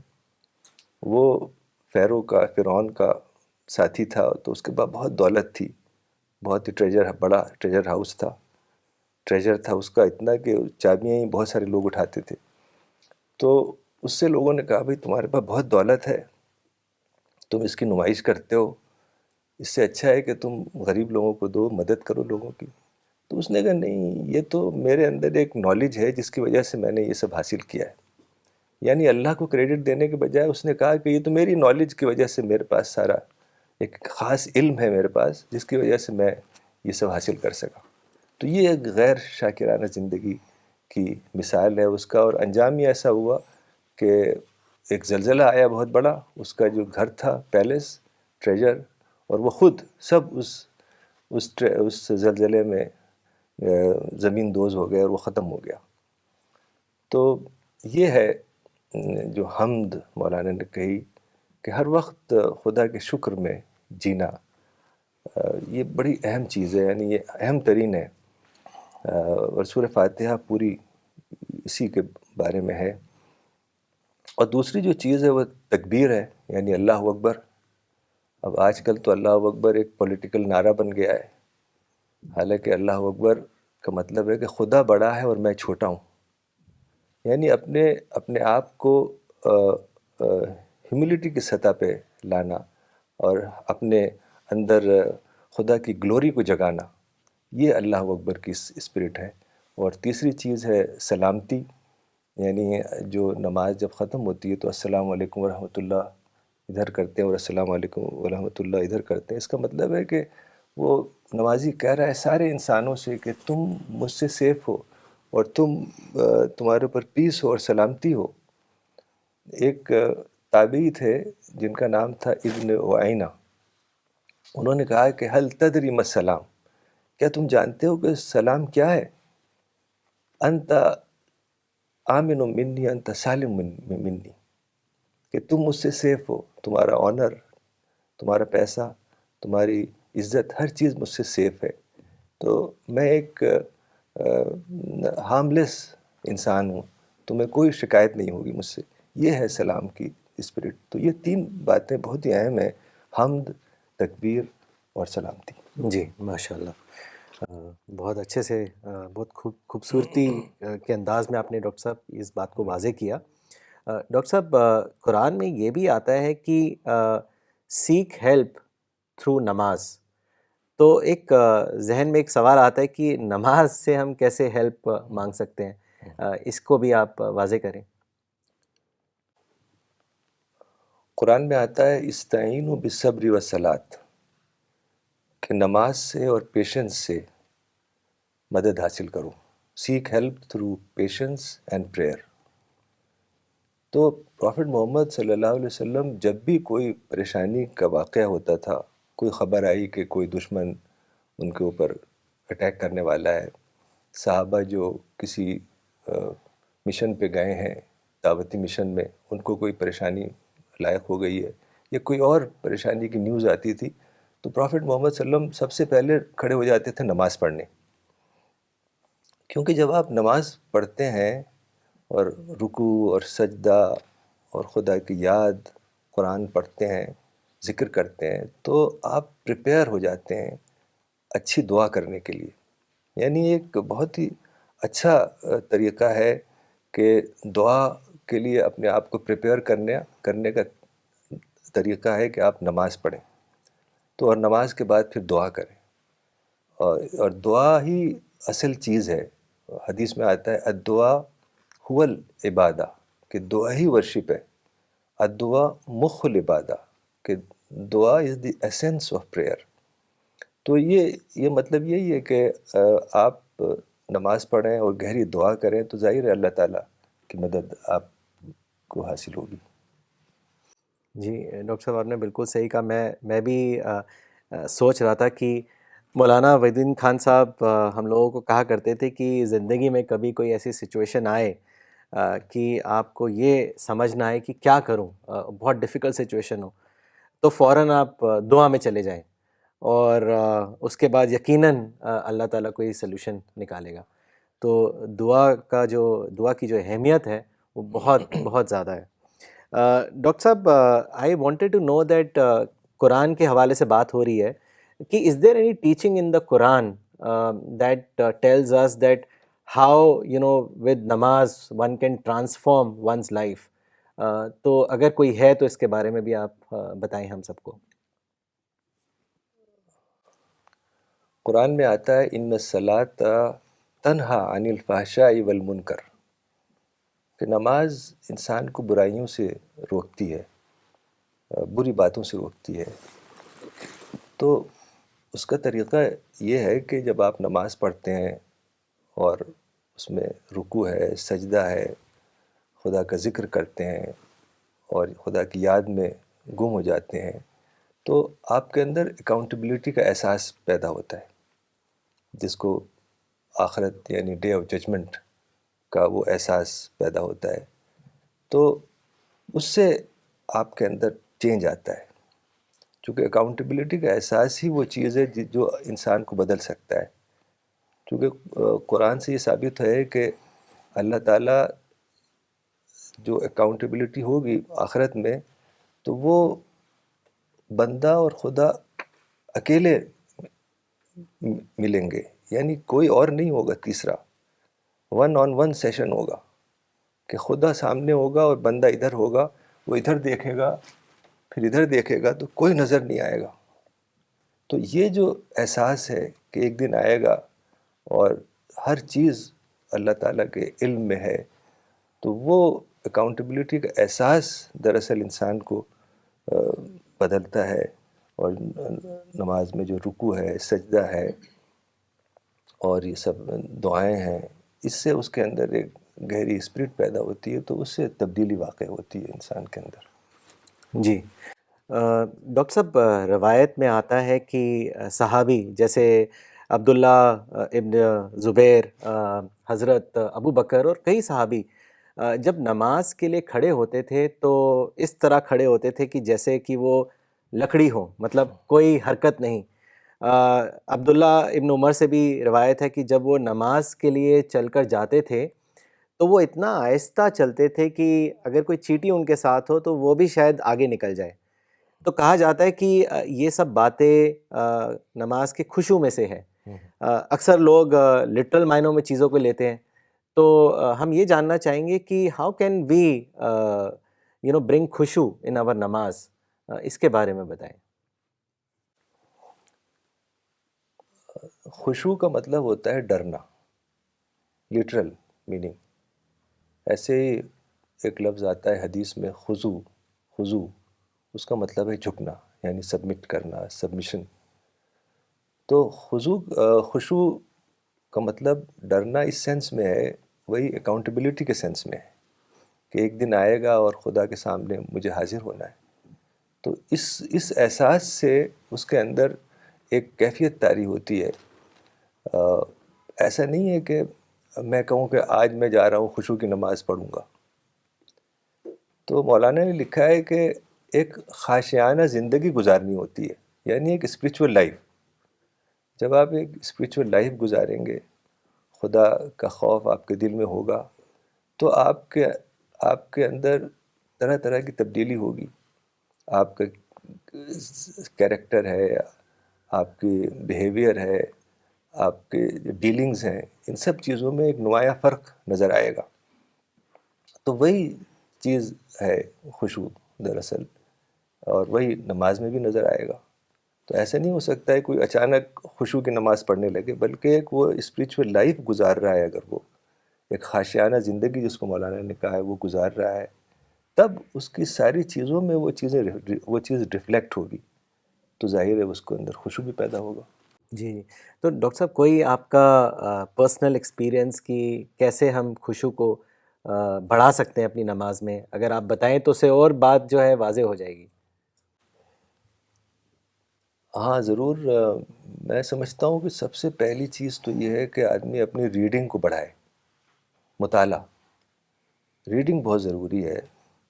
اب دیکھیے جو لوگ قرآن پڑھتے ہیں وہ عام طور سے عربی میں پڑھتے ہیں، چونکہ ہمارے ہاں یہ مزاج پیدا ہو گیا ہے، حالانکہ دوسرے مذاہب سے آیا ہے کہ قرآن عربی میں پڑھ لیں اور ثواب کمائیں.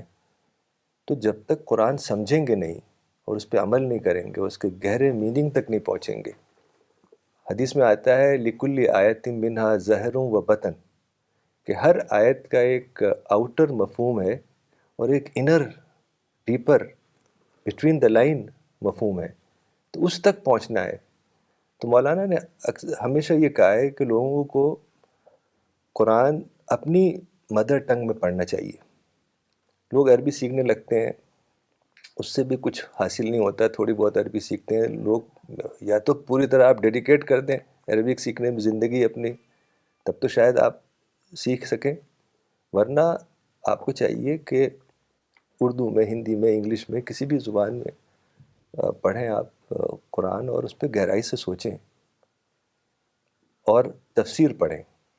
میں تو ہمیشہ ریکمنڈ کرتا ہوں مولانا کی تفسیر، مولانا وحید الدین خان جو میرے فادر تھے، تذکیر القرآن. اور وہ تفسیر انتہائی الگ طرح کی تفسیر ہے. زیادہ تر جو تفسیریں ہیں، جو کامنٹریز ہیں، وہ ایسا لگتا ہے کہ کوئی ریسرچ ورک ہے. اس میں بہت سارے لوگوں کے بارے میں ہوگا کہ انہوں نے یہ کہا، انہوں نے یہ کہا، یہ بحث ہوگی، اتنی آیت ہے، اتنی ورسز ہیں، اور یہ سب ڈیٹیل جو ایک اسکالر کے لیے تو فائدہ مند ہو سکتا ہے، لیکن عام آدمی کے لیے نہیں ہو سکتا. لیکن تذکیر القرآن کا جو ایک بہت ہی نمایاں پہلو ہے وہ یہ ہے کہ وہ اسپریچول ایسپیکٹ کو ہائی لائٹ کرتا ہے. یعنی مولانا نے ایک پیراگراف لیا اور اس پیراگراف میں چند آیتوں میں جو اسپریچول میسیج ہے، جو ایک عام قاری کے لیے، ہم جیسے ایک عام انسان کے لیے جس میں کوئی میسیج ہے جو وہ اپنی زندگی پہ اپلائی کر سکے، وہ اسپریچول کنٹینٹ جو اس کا ہے، اس پرٹیکولر پیراگراف کا، وہ اس کو ابھارتے ہیں. تو وہ ایک عام ریڈر کے لیے فائدہ ہے، اس کو فائدہ پہنچتا ہے. تو میں یہ ریکمنڈ کروں گا کہ آپ تذکیر القرآن پڑھیں، اردو، ہندی، انگلش میں. CPS کی ویب سائٹ پہ اویلیبل ہے، اور بھی لینگویجز میں ہے، عربک میں بھی ہے. تو اس کو پڑھتے رہیں، قرآن کا ایک حصہ پڑھیں، اس کا ٹرانسلیشن پڑھیں، پھر تفسیر پڑھیں، پھر سوچیں. تو یہ بہت ہی ضروری ہے، تبھی آپ گہری باتیں سمجھ پائیں گے. ورنہ پھر وہ ریچولیسٹک ایکسرسائز ہوگی. اور کتابوں کو بھی میں ریکمنڈ کرتا ہوں. مولانا کی کتابیں ہیں جیسے اللہ اکبر ہے، کتاب معرفت ہے، الاسلام ہے، اور الرسالہ جو میگزین ہے، اسپرٹ آف اسلام ہے. تو یہ آپ اپنی ریڈنگ بڑھائیں، یہ بہت ضروری ہے. اور ایک اور چیز جو ہے جو میں خود کرتا ہوں وہ بہت اہم ہے کہ اپنے گھر کے کسی حصے کو، کسی گوشے کو ایک کارنر بنائیں، وہاں پر بیٹھیں، دعا کریں، نماز پڑھیں، قرآن پڑھیں. اور سوچیں گہرائی سے. دیکھیے جہاں پر ذکر ہوتا ہے خدا کا، حدیث میں آتا ہے، وہاں فرشتے آتے ہیں. اللہ تعالیٰ نے کچھ فرشتے بنائے ہیں جو صرف اسی کام کے لیے ہیں کہ ڈھونڈیں کہاں خدا کا چرچا ہو رہا ہے، کہاں خدا کا ذکر ہو رہا ہے. وہ جب دیکھتے ہیں ایسا تو کہتے ہیں حلم الی حاجتکم، دوسرے فرشتوں کو بلاتے ہیں، ارے آؤ ادھر آؤ، یہاں دیکھو یہاں خدا کا ذکر ہو رہا ہے. تو فرشتے آ جاتے ہیں. حدیث میں آتا ہے کہ زمین سے آسمان تک فرشتے ہو جاتے ہیں اور وہ اپنے پروں سے ڈھک لیتے ہیں اس جگہ کو. تو یہ ماحول، اسپریچول ماحول جب ہی پیدا ہوگا، جب آپ گھر میں ایک حصے کو اس طرح سے ڈیڈیکیٹ کریں، کچھ وقت اس میں لگائیں، 1 گھنٹے روزانہ تقریباً بیٹھیں اس میں. اگر صرف ریچول کے انداز میں نماز پڑھ لی اور کچھ اس سے حاصل نہیں ہوگا، جب تک کہ آپ گہرائی سے چیزوں کا مطالعہ نہیں کریں گے اور اس طریقے سے ایک گوشہ نہیں بنائیں گے تو وہ بات نہیں ہوگی. میں ایک مثال دیتا ہوں کہ اگر آپ مدینہ جائیں، مدینہ کی مسجد جو ہے اس میں آگے کی طرف ایک حصہ ہے جس کو ریاض الجنہ کہا جاتا ہے، اور وہ جہاں پر امام کھڑے ہوتے ہیں وہاں تھوڑا سا الگ سا کارپیٹ بھی ہوتا ہے، تو لگتا ہے کہ یہ وہ حصہ ہے. لوگ بہت نماز وہاں پڑھنا چاہتے ہیں. اصل میں لوگوں کا یہ سوچ ہے کہ یہ کوئی جنت کا ٹکڑا تھا، آسمان سے فرشتے لے کے آئیں گے، پھر جب قیامت آئے گی تو فرشتے اکھاڑ کے لے جائیں گے واپس جنت میں لگائیں گے. چونکہ پرافٹ نے کہا تھا ما بین ممبری و بیتی روضۃ من ریاض الجنہ، کہ میرے ممبر یعنی پلپٹ جہاں امام لیڈ کرتا ہے پریئر، اس سے اور میرے گھر کے بیچ کی جو جگہ ہے وہ جنت کے باغوں میں سے ایک باغ ہے. تو لوگوں نے اس کو لٹرل سینس میں لے لیا. دراصل بات یہ تھی کہ جب مسجد بنی، مسجد نبوی، تو ایک ایریا تھوڑا سا خالی رہ گیا، ایمٹی سپیس تھی. تو پرافٹ نے کچھ کمرے بنائے وہاں جس کو حجرہ یا حجرات کہا جاتا ہے، قرآن میں بھی سورہ حجرات ہے. تو وہ کمروں میں پرافٹ رہتے تھے، حضرت عائشہ کا گھر تھا. اور تو ان رومز یا حجرہ جو بھی کہیں، اس کے آگے تھوڑی سی جگہ خالی تھی، پھر مسجد تھی. وہ تقریباً ایریا تھا 100 فٹ بائی 100 فٹ کا. تو وہاں پرافٹ بیٹھا کرتے تھے اور دعا کرتے تھے، نماز پڑھتے تھے، ذکر کرتے تھے، خدا کی یاد کرتے تھے. تو فرشتے آتے تھے. تو اس سینس میں انہوں نے کہا تھا کہ یہ جنت کا ٹکڑا ہے، جنت کا حصہ ہے، یہ جنت کا باغ ہے. تو آپ اگر اپنے گھر میں بھی یہ کریں کہ ایک حصے کو بنائیں خدا کی یاد، تو وہاں بھی وہی ہوگا، وہ بھی جنت کا ٹکڑا بن جائے گا.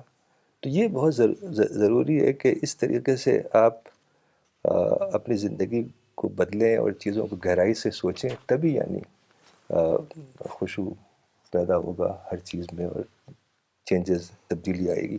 جی، یہ بہت ہی اچھا ایڈوائس دیا ڈاکٹر صاحب آپ نے ہم سب کو کہ اپنے گھر میں ایک اسپریچول کارنر بنائیے اور اپنے اندر، اپنے بچوں کے اندر، گھر کے سب ممبرس کے اندر یہ ریڈنگ ہیبٹ انکلکیٹ کریے. تبھی جو جذبہ ہے، وہ اسپرٹ ہے، وہ ہمارے اندر ڈیولپ ہو سکتی ہے. جزاک اللہ. ڈاکٹر صاحب، any incidents from the prophet's life that you can share about namaz with خشوع، اس کے بارے میں بتائیے. جیسے میں نے ابھی کہا کہ چونکہ لوگ صرف رکوع اور سجدہ میں سبحان رب العظیم وغیرہ پڑھتے ہیں جلدی جلدی، وہ بھی کوئی کیفیت طاری نہیں ہوتی.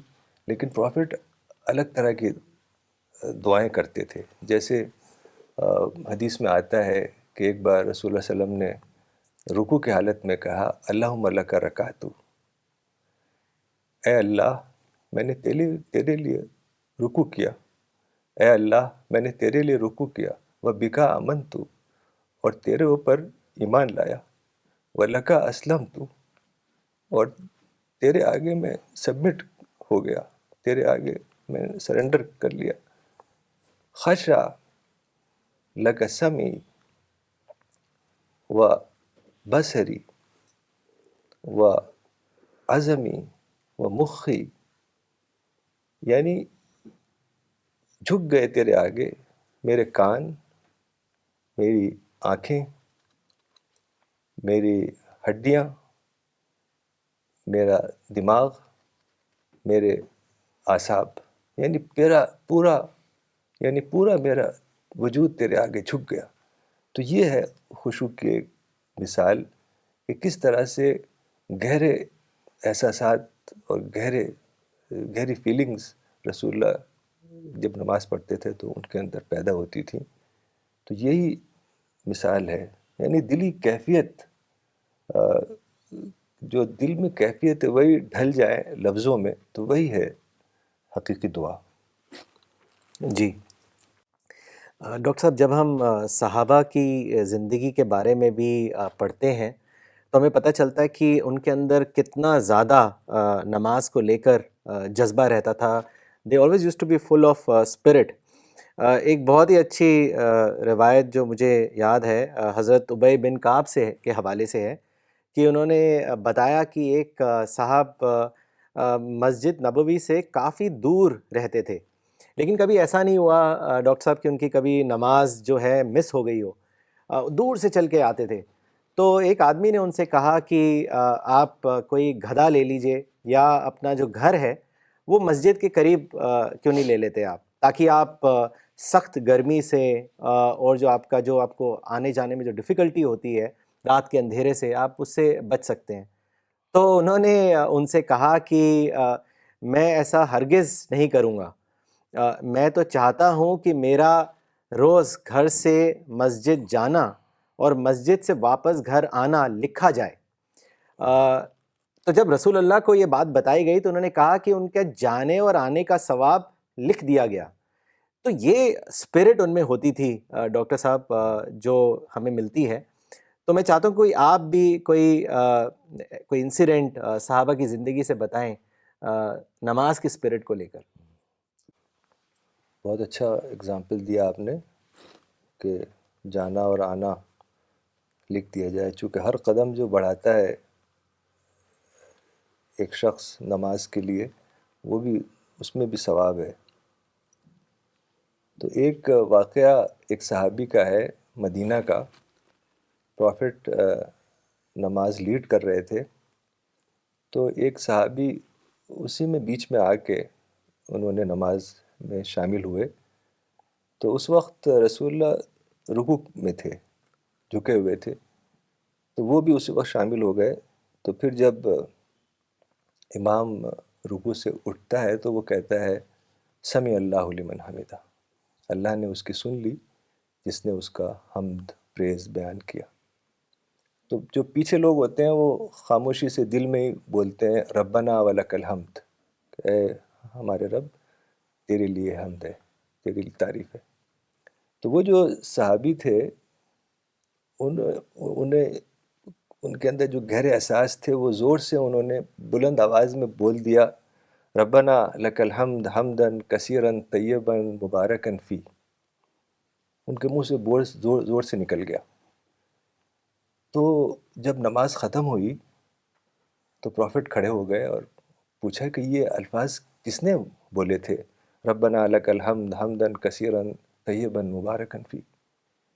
تو جن صحابی کے منہ سے نکلا تھا وہ چپ ہو گئے. انہوں نے سمجھا کہ کوئی میں نے غلط بات کر دی اور ڈسٹربنس ہو گیا نماز میں. تو انہوں نے کچھ بولے نہیں. پھر پروفٹ نے دوبارہ کہا کہ کس نے کہا تھا یہ، تو بھی وہ چپ رہے، ہمت نہیں ہوئی ان کے بولنے کی. تو تیسری بار پروفٹ نے پوچھا کہ یہ الفاظ کس کے زبان سے نکلے تھے. تب انہوں نے ڈرتے ہوئے کہا کہ خدا کے رسول میرے منہ سے نکل گیا. تو پروفٹ نے کہا کہ میں نے 30 سے زیادہ فرشتے دیکھے دوڑتے ہوئے کہ کون اس کو سب سے پہلے لکھے. تو یہ ہے اسپرٹ کی نماز. آج آپ کسی مسجد میں اگر اس طرح بول دیں زور سے تو کچھ اور ہی معاملہ ہوگا وہاں. تو اس طریقے سے جب گہری اسپرٹ ہو تو اس طرح کے الفاظ نکلتے ہیں دل سے. جی ڈاکٹر صاحب، once Maulana in a session gave reference about a hadith where he said that one of the best place is masjid and the worst place is a shopping center. So I will request you if you can give us insight about that hadith to all of us. ہاں، یہ واقعہ ہے profit محمد صلی اللہ علیہ وسلم سے کسی نے پوچھا کہ دنیا کی سب سے اچھی جگہ کون سی ہے اور دنیا کی سب سے بری جگہ کون سی ہے. تو پروفٹ نے کہا کہ مجھے نہیں معلوم کہ یہ اس کا جواب میں فرشتے سے پوچھوں گا. کیونکہ جبریل آیا کرتے تھے تو پروفٹ نے سوچا میں ان سے پوچھ کے بتاؤں گا. تو جب جبریل آئے، فرشتہ جبریل، تو پروفٹ نے یہی سوال ان سے کیا کہ کسی نے مجھ سے یہ سوال کیا ہے کون سی دنیا کی سب سے اچھی جگہ ہے اور کون سی دنیا کی سب سے بری جگہ ہے. تو جبریل نے کہا مجھے بھی نہیں پتا، میں اپنے رب سے پوچھ کے بتاؤں گا. تو کہتے ہیں کہ میں اڑا آسمان کی طرف اور اللہ تعالیٰ سے اتنا قریب ہوا جتنا پہلے کبھی قریب نہیں ہوا. پھر میں نے یہ سوال کیا اللہ سے، تو اللہ نے جواب دیا کہ جو دنیا کی سب سے اچھی جگہ ہے وہ مسجدیں ہیں اور جو دنیا کی سب سے بری جگہ ہے وہ شاپنگ سینٹر ہے. تو اس حدیث کا مطلب یہ نہیں ہے کہ شاپنگ سینٹر کوئی بری جگہ ہے، بلکہ قرآن میں آتا ہے پروفٹ کے بارے میں کہ وہ یمشی فی الاسواق، کہ بازاروں میں جایا کرتے تھے وہ. یہاں دو باتیں کہی جا رہی ہیں.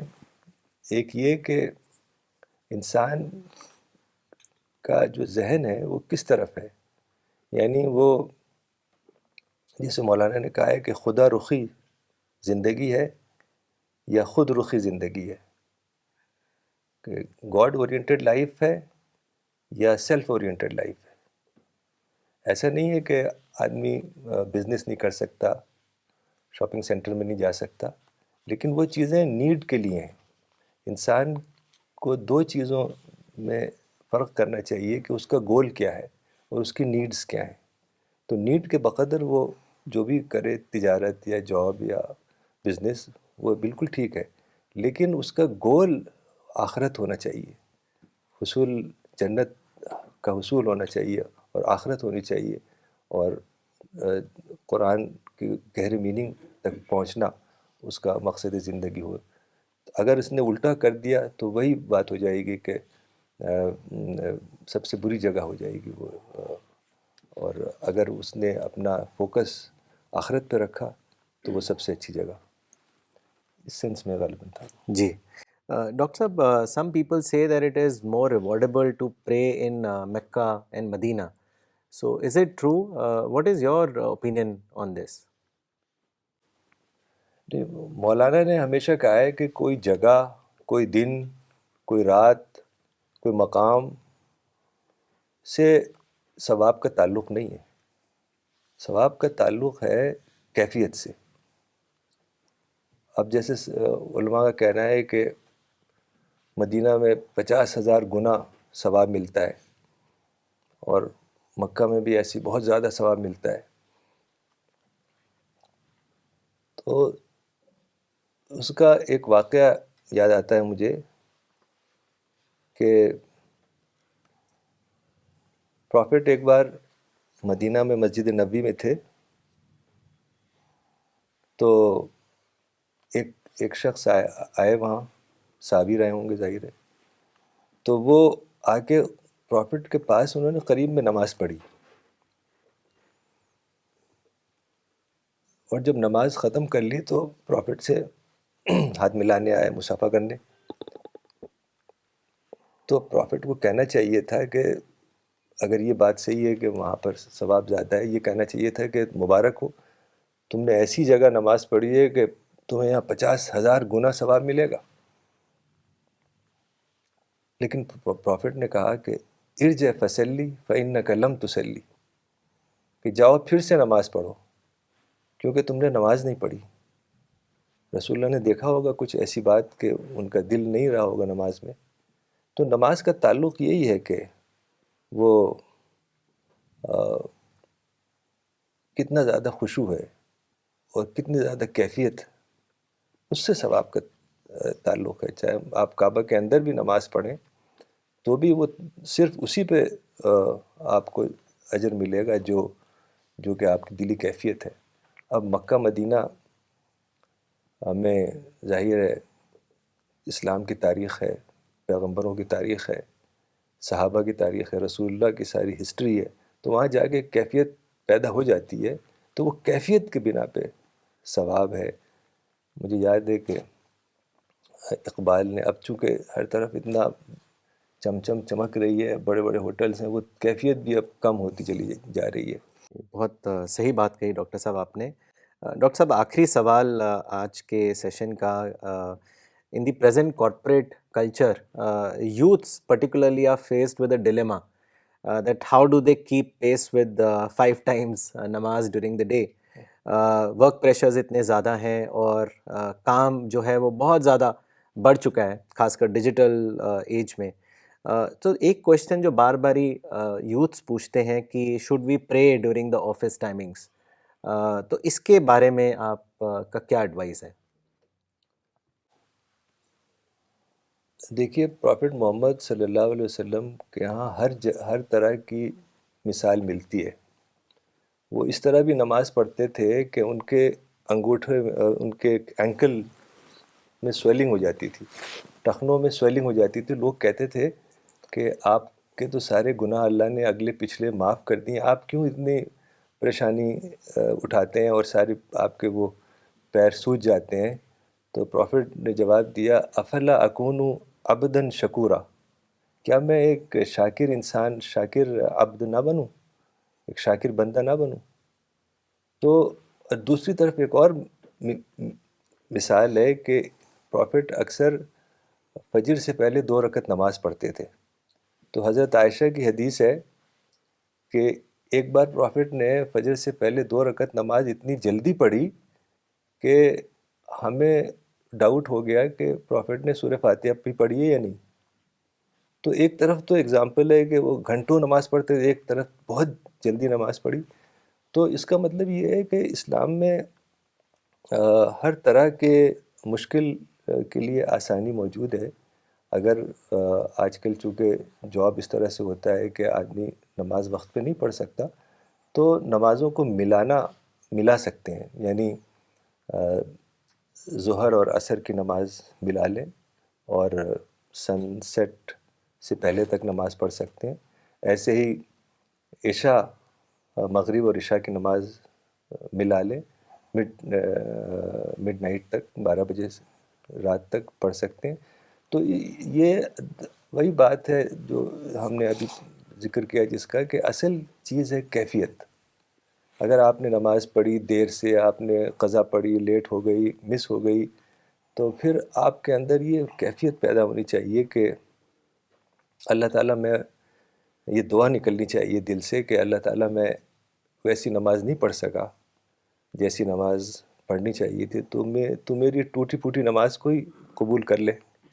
تو یہی بہت بڑی دعا بن جائے گی۔ تو اس طریقے سے آج کل کے جو حالات ہیں اس میں ڈاکٹرز ہیں یا اور لوگ ہیں، ان کو رہنا پڑتا ہے، کبھی 24/7 کام کرنا پڑتا ہے۔ تو اس کا مطلب یہ نہیں ہے کہ وہ نماز ٹائم پہ پڑھیں، ضروری ہے، یعنی ایک ایکسکیوز اگر ہے، شرعی ایکسکیوز ہے، تو جائز ہے کہ وہ نماز گھر میں پڑھ لیں، بعد میں پڑھ لیں، دیر سے پڑھ لیں، ملا لیں۔ ہر طرح کے ایگزامپلس موجود ہیں۔ جی ڈاکٹر صاحب، بہت بہت شکریہ، آج آپ نے نماز کی بہت اچھی باتیں ہم سب کو بتائیں، اور میں یہ کہوں گا کہ بہت گہرائیوں سے حدیث کے حوالے سے، قرآن کے حوالے سے آپ کی جو اتنی انٹینسو اسٹڈی رہی ہے نماز کو لے کے، اسلام کو لے کر، اس کے حوالے سے آپ نے بہت اچھے سے چیزوں کو واضح کیا۔ جزاک اللہ ڈاکٹر صاحب۔ آئی ایم شیور کہ ہم سبھی لوگوں نے آپ کی باتیں سنی، اور جو لوگ آپ کے پروگرام کو دیکھ رہے ہیں ان کے اندر اسپرٹ آف نماز بہت زیادہ بھر گئی ہوگی۔ جزاک اللہ ڈاکٹر صاحب۔ آپ نے بھی ماشاءاللہ بڑی اچھی چیزیں ایڈ کی، اور اللہ تعالیٰ آپ کو بھی جزا خیر دے۔ Alhamdulillah. Okay, before we end the session, there is a very important announcement. We are very happy to share that Center for Peace and Spirituality USA is launching Maulana Waiduddin Khan Legacy Competition today. And it is awarding grants of up to $5,000.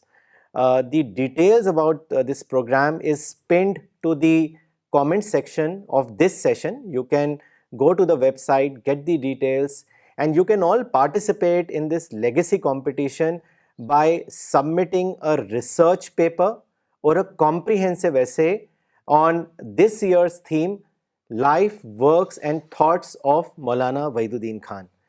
You can also submit book reviews, which also has a grand prize, and those reviews will be put onto the website for the world to read.